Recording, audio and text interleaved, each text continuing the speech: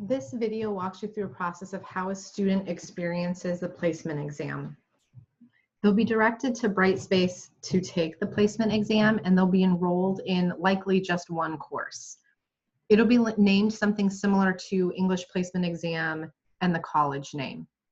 They click on that link and it'll open the course. They'll see information here.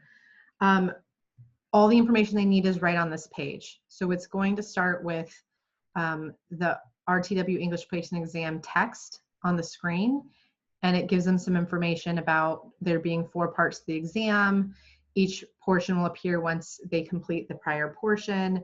They'll navigate using the next buttons,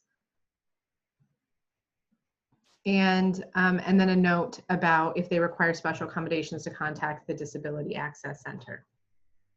To begin, it tells them to start with the PowerPoint. Once they review the PowerPoint with all of the information that they need, they can scroll through that as needed. They can also download that file.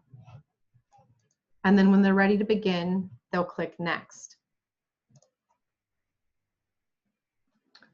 On this page, they're about to start part 1, the background information. They are given some basic information on this page before they click Start, and at the bottom, they'll click Start Quiz.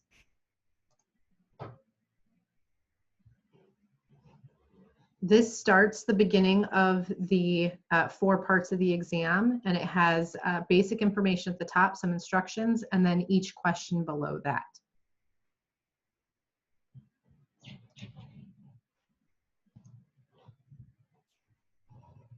The student responds to each question by typing their response in the text field.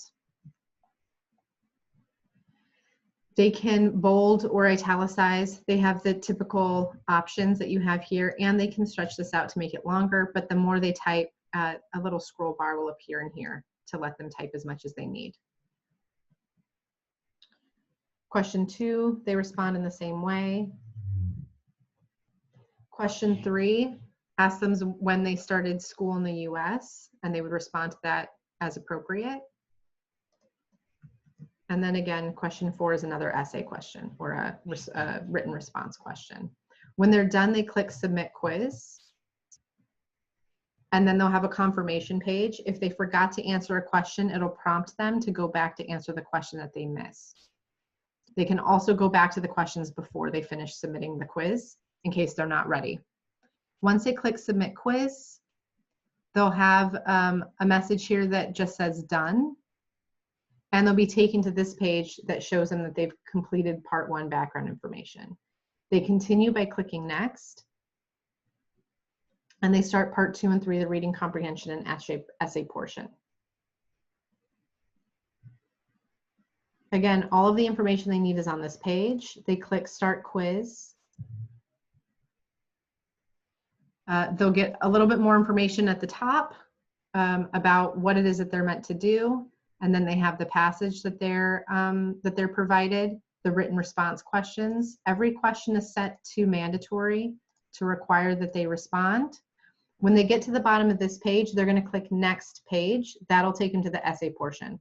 If they accidentally click Submit Quiz, it'll warn them that they have one unanswered question. It won't let them submit without answering that. So if they click question 6, it'll take them to the new page if they didn't click Next Page. So here there's a repeat of the passage, the instructions for the essay, and then again in this field down here is where they type up their essay.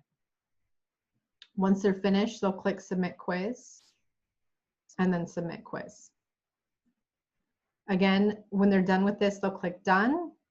It'll show them that they finished part 2 and 3, and they can click Next to move on to the next. The final part is the self-placement. Again, information on this page before they click Start Quiz.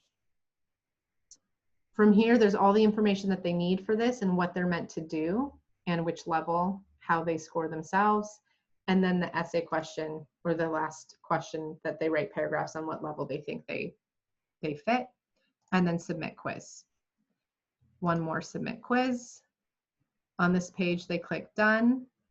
And then if they click the next arrow again, it'll take them to a page that says, congratulations, you've completed the placement exam. At this point, they're completely done. They can either log out, they can click next again, it'll take them back to where they started, and they'll see that they've finished 100% of the topics. And now they can see all 3 portions. And that's the student's experience of the placement exam.